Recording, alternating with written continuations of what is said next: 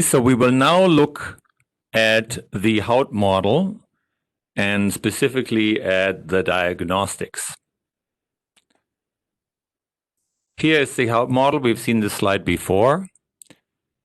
The difference is the squared term for Bush 2000 and the two interactions.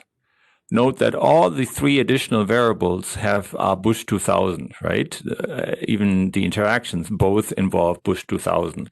So the HoutModel really emphasizes this variable.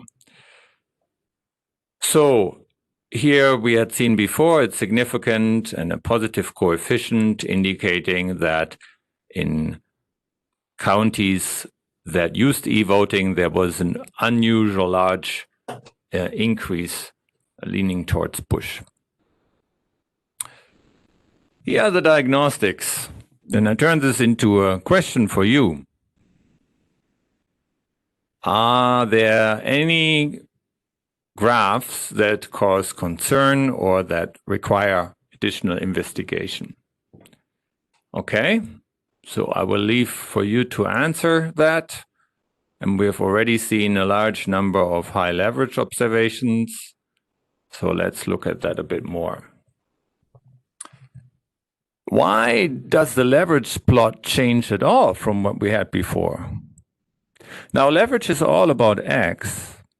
And what we've done here, we've added 3 x variables.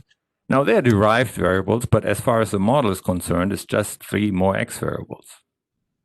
So the leverage plot with far more points having high leverage is all due to adding these 3 variables. And all of them involve Bush 2000. Here is the percent Bush received 2000 in the counties, and highlighted the points that have a high leverage, where, well, high is relative, but a higher leverage based on the previous plot. And what do we see? Well, before we added these 3 variables, we already had 2 high leverage points, and those were Martin and Dixie. Now we get another 3 or 4, and 3 of them can be partially explained by this variable.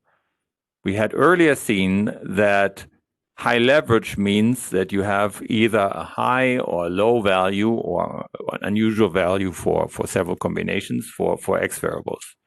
So for this x variables, the lowest 3 are these 3 counties.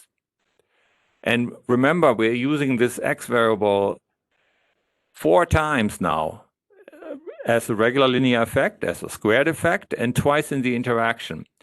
So these 3 observations being at the bottom for one variable means that they're bottom of 4 variables, really. And that has an outsize effect. All right, so I'm gonna leave this for now, and in the next segment, we'll talk about interactions.